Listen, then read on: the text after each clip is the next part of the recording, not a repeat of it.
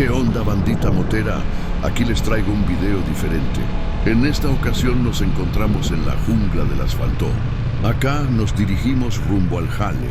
Después de ir a entregar un pedido, como ven aquí vamos en nuestro carril, bajo ese pinche solazo que te hace sudar hasta donde no te pega el sol.